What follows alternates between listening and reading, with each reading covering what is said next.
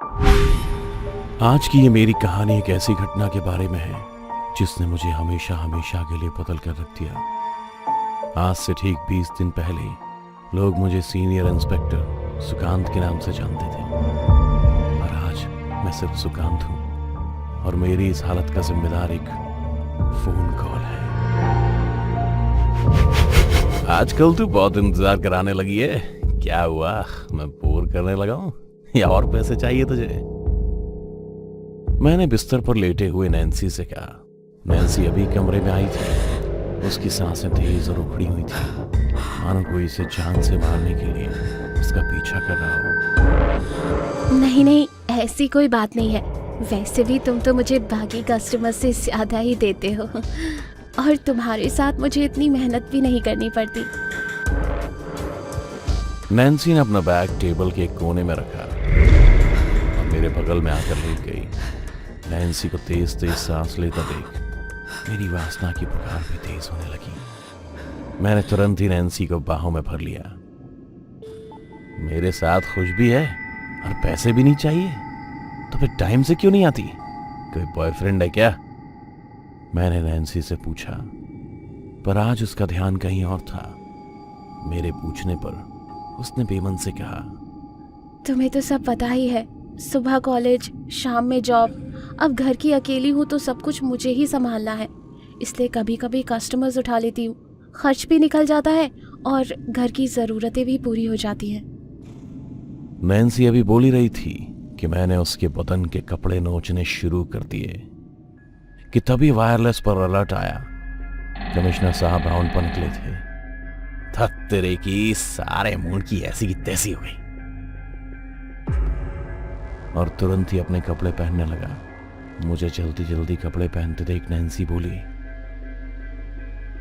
आज भी आधे में ही छोड़कर जा रहे हो? अरे कमिश्नर राउंड पर आ रहा है, चौकी नहीं पहुंचा तो मेरी एफआईआर करा देगा वो। ये रहे तेरे पैसे, जा तू भी घर चली जा। वायरलेस पर खबर सुन मैं अगले 2 मिनट में नैन्सी को होटल के कमरे में ही छोड़ चौकी के लिए निकल गया। मैं जब पुलिस चौकी पहुंचा तो पता चला कि कमिश्नर का मूड बदल गया था, इसीलिए अब वो नहीं आ रहा था। मैं करता भी क्या, अपनी किस्मत को कोस कर रह गया और कुर्सी पर बैठे बैठे नींद के मजे लेने लगा। रात अब अपने चरम पर आ चुकी थी। पुलिस चौकी के चारों तरफ खर्राटों की आवाज गूंजने लगी थी, और इसी बीच मैंने किसी बूढ़े शख्स को रोते बिलखते सुना। अरे कौन मर गया इसका? क्यों इसने आधी रात को सबकी नींद हराम कर रखी है? हवलदार जाओ देख के आओ। आधी रात में मैंने हवलदार को उस बूढ़े शख्स को चुप कराने को कहा तो था, पर मुझे इस बात का जरा भी अंदाजा नहीं था कि वो बूढ़ा शख्स सीधा मेरे पास ही चला आएगा। इंस्पेक्टर साहब, मेरी बेटी किसी बड़ी मुसीबत में है। शायद उसे किसी ने मार दिया। आप जल्दी कुछ कीजिए इंस्पेक्टर साहब। इंस्पेक्टर साहब। ना चाहते हुए भी मैं उस बूढ़े शख्स की बात सुन नींद से जाग गया। चाचा, क्यों आधी रात में सबकी नींद हराम कर रहे हो? शांति से घर जाओ और सो जाओ, हमें भी सोने दो। मैंने भी उस बूढ़े शख्स को अपने पास से जाने को कहा, पर उसने मेरे सामने एक ऐसी तस्वीर रखी जिसे मैं बखूबी जानता था। साहब, ये मेरी बेटी है, निशा है, जिनमें कॉलेज जाती है और रात में कॉल सेंटर में जॉब करती है। अकेले अपनी पढ़ाई का खर्चा उठाती है और मेरी दवाइयों का भी। रोज तो टाइम पर घर आ जाती थी, पर आज पता नहीं क्या हो गया इसे। ऊपर से वो फोन कॉल, मुझे तो कुछ समझ ही नहीं आ रहा है। बूढ़े शख्स ने जिस लड़की की फोटो मेरे सामने रखी थी उसे मैं नैन्सी के नाम से जानता था, जो कुछ घंटे पहले ही होटल के बंद कमरे में मेरी बाहों में थी। कैसा कॉल? क्या हुआ है उसे? वो ठीक तो है ना? नैन्सी के पिता की बात सुन मुझे भी किसी अनहोनी का एहसास होने लगा था। पता नहीं इंस्पेक्टर साहब, रोज जब काम से निकलती है तो मुझे फोन करती है, लेकिन आज मुझे फोन किया ये बताने के लिए कि उसे मरने में बहुत खुशी हो रही है। उसने कहा कि मैं अपना ध्यान अच्छे से रखूं अगर आपको मेरी बातों पर यकीन नहीं है तो आप ये कॉल रिकॉर्डिंग सुन लीजिए। इतना कहकर नैन्सी के पिता ने अपनी बेटी से हुई आखिरी रिकॉर्डिंग को प्ले कर दिया। पापा, मुझे खुशी है, मैं मरने जा रही हूँ। आप अपना ख्याल रखिएगा। आपकी प्यारी बेटी निशा। अपनी बेटी की आवाज सुन नैन्सी के पिता फिर एक बार फूट फूट कर रोने लगे। पर मैंने जो सुना उसे सुन मेरे पैरों तले जमीन खिसक गई। भला कोई मरने के लिए इतना खुश कैसे हो सकता है, वो भी तब जब उस पर इतनी जिम्मेदारियां हो, जो जिंदा रहने के लिए इतना सब कुछ करती है। भला उसे मरने में इतनी खुशी कैसे मिल सकती है? ऐसे अनगिनत सवाल मेरी सोच को कुरेद रहे थे, जिनका जवाब मुझे हर हाल में जानना था, क्योंकि वो नैन्सी थी जिसने मुझे मेरी पत्नी के जाने के बाद संभाला था। मैंने तुरंत ही नैन्सी के पिता से नैन्सी की आखिरी कॉल की डिटेल्स ली और हेडक्वार्टर फोन करके बोला, हेलो हेडक्वार्टर, मैंने अभी तुम्हारे पास एक नंबर भेजा है, मुझे उसकी लास्ट लोकेशन चाहिए, अर्जेंट है। हेडक्वार्टर से बात किए अभी कुछ ही मिनट हुए थे कि मेरे पास नैन्सी की सारी कॉल डिटेल्स आ गई और उसकी लास्ट लोकेशन भी। अंकल, आप मेरे साथ चलिए, मुझे नैन्सी की लास्ट लोकेशन मिली है, हमें जरूर कुछ ना कुछ पता चल जाएगा। इतना कहकर मैं नैन्सी के पिता को लेकर उस लास्ट लोकेशन पर पहुंच गया, पर मुझे आसपास कोई नहीं दिखा और ना ही मुझे सबूत का एक तिनका मिला जिसके सहारे मैं अपनी तहकीकात को बढ़ा पाता कि अचानक ही मुझे एक स्ट्रीट लाइट पर एक सीसीटीवी कैमरा दिखा, जिसे देख मुझे समझ आ गया कि मुझे आगे क्या करना है। मैंने तुरंत ही अपना फोन निकाला और हवलदार से बात करने लगा। हवलदार सुनो, एक सीसीटीवी की फुटेज चाहिए। मैं तुम्हें अभी एक लोकेशन भेजता हूँ, तुम 2 से 3 घंटे पहले की जितनी भी फुटेज रिकॉर्ड हुई है वो सब मेरे फोन पर ट्रांसफर कर दो। मैंने फोन काट दिया और जल्दी मेरे पास सीसीटीवी कैमरे की सारी रिकॉर्डिंग भी आ गई। ये देखिए अंकल, आपकी बेटी निशा ये शायद आपको ही फोन कर रही है। लगता है निशा का फोन ऑफ हो गया है। मैं अभी फुटेज देख ही रहा था कि अचानक से मैंने देखा स्क्रीन एक पल को ब्लर हो गई और एक पीसीओ अचानक से निशा के पीछे खड़ा दिखा, जिसे देख मैं और नैन्सी के पिता दोनों डर गए।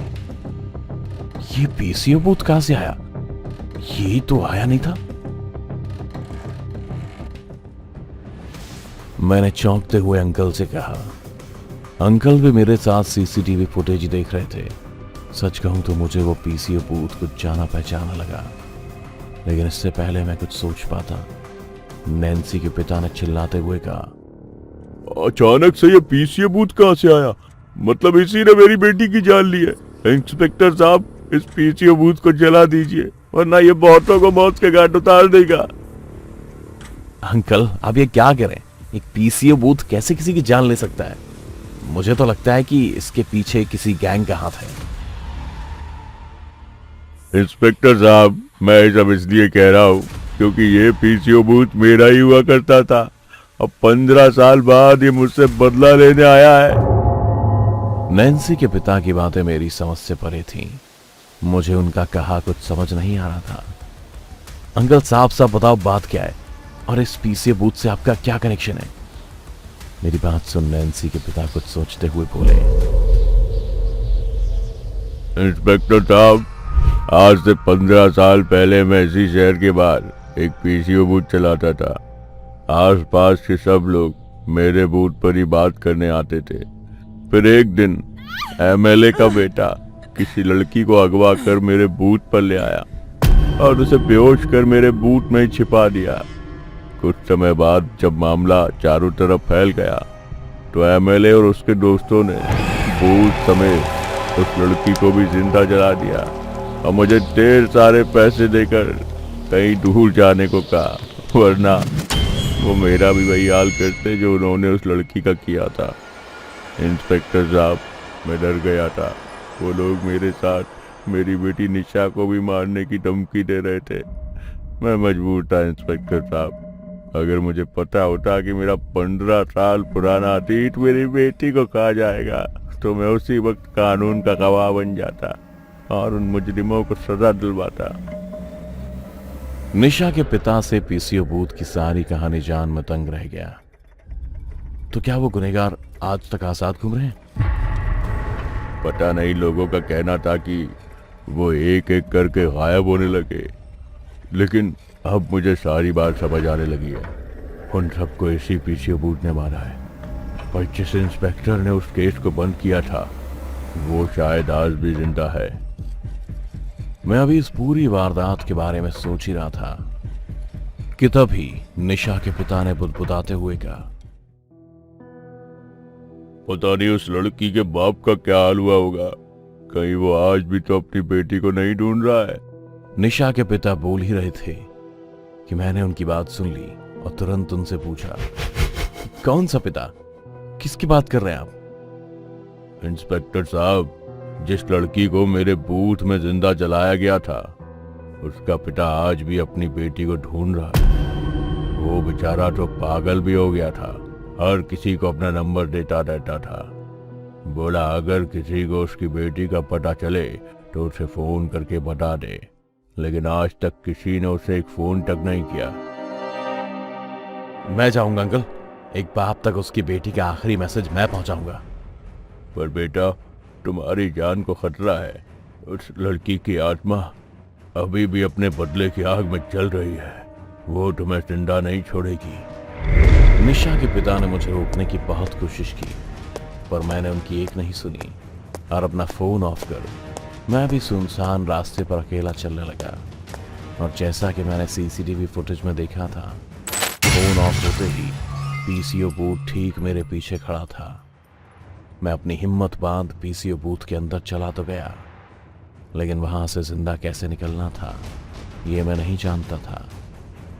मैं जैसे ही पीसीओ बूथ के अंदर गया, मेरे हाथ पैर की हड्डियां बनने लगी। मेरे चारों तरफ काले साए मंडराने लगे, जो हर झोंके से मेरा जिस्म और मांस अलग कर रहे थे। तभी उस काले साए से एक आवाज आई, फोन उठा और किसी अपने को फोन कर और बोल कि तुझे आज मरने में बहुत खुशी हो रही है। बोल जल्दी।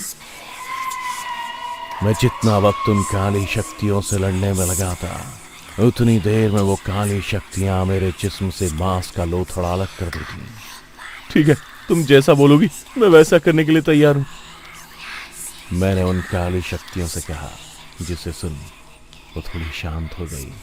काली शक्तियों के शांत होते ही मैंने भी याद किया हुआ नंबर तुरंत डायल कर दिया। हेलो। मैंने फोन पर अभी इतना ही कहा था, कितने में वो काला साया मेरे अंदर घुस गई। पापा, मैं दिव्या बोल रही हूँ, आप कैसे हैं? दिव्या, तुमको तो मैं पिछले 15 साल से ढूंढ रहा हूँ। कहाँ है तू मेरी बेटी? पापा, मैं मर चुकी हूँ। मुझे तो 15 साल पहले ही एमएलए और उसके दोस्तों ने बूथ के साथ ही चला दिया था, पर मैंने अपना बदला ले लिया है पापा। मैंने उस एमएलए के बेटे के साथ साथ उसके दोस्तों को भी मौत के घाट उतार दिया। अब बस वो इंस्पेक्टर बाकी है, जिसने मेरी केस की फाइल को क्लोज कर दिया था, और अब मैं उसे भी मारने जा रही हूँ पापा। दिव्या जिस इंस्पेक्टर की बात कर रही थी, वो इंस्पेक्टर मैं ही था, और मैंने ही उसका केस क्लोज किया था। दिव्या की आत्मा मेरे शरीर पर कब्जा कर अपने पापा से बात कर रही थी। दिव्या की बात सुन उसके पापा ने कहा, नहीं दिव्या, ये अनर्थ मत कर। मैं मानता हूँ तेरे साथ जो हुआ वो सरासर गलत था, पर इसे इंसाफ नहीं बदला लेना बोलते हैं। दिव्या, मैं अभी जिंदा हूँ बेटी, मैं इंसाफ दिलाऊंगा तुझे। तू बस उस इंस्पेक्टर को छोड़ दे, कानून उसके साथ इंसाफ जरूर करेगा। बस एक आखिरी बार अपने पापा के गले लग जा। दिव्या के पापा ने दिव्या से कहा था कि तभी मुझे अपने पीछे कुछ महसूस हुआ। मैंने जब पीछे मुड़कर देखा तो फोन बूथ के दरवाजे पर नैन्सी के पापा अपने हाथ में फोन लिए दिव्या से बातें कर रहे हैं, जिसकी आत्मा मेरे अंदर थी। मैं इससे पहले कुछ समझ पाता, मेरे अंदर से दिव्या की आत्मा निकली और अपने पिता से गले आ लगी। दोनों इतने सालों बाद खूब दिल खोल कर रोए थे। एक बेटी और बाप के प्यार का ये रूप मैंने पहली बार देखा था। मरने के बाद भी एक बाप अपनी बेटी से उतना ही प्यार करता था। दिव्या की आत्मा ने जब मेरा जिस्म छोड़ा तो उस वक्त मैं निढाल होकर फोन बूथ में रोने लगा था। मुझे मेरी गलती का एहसास हो चुका था और ये भी कि नैन्सी, निशा और दिव्या एक ही लड़की थी और नैन्सी के साथ गुजरी हर एक रात मेरा वहम भर था और कुछ नहीं। उसी पल मैंने ठान लिया कि वो रात पुलिस की नौकरी में मेरी आखिरी रात होगी। उसके बाद मैंने खुद ही नौकरी छोड़ अपना जुर्म कबूल कर लिया। आज मैं अपने पापों की सजा काट रहा हूं। मैंने जो जुर्म अनजाने में किया उसके लिए भगवान तो मुझे कभी माफ नहीं कर सकता, पर कम से कम मैं अपनी नजर में तो बेगुनाह रहूंगा। डर से भरी ऐसी कहानी को देखते रहने के लिए अभी सब्सक्राइब करें टोरो टीवी हॉरर हिंदी। और अगर आप चाहते हैं कि आपकी भी डरावनी कहानी देखें दुनिया वाले, तो अभी भेजिए अपनी कहानी टोरो टीवी के मेल एड्रेस पर। हो सकता है अगली रूह कपा देने वाली कहानी आपकी हो।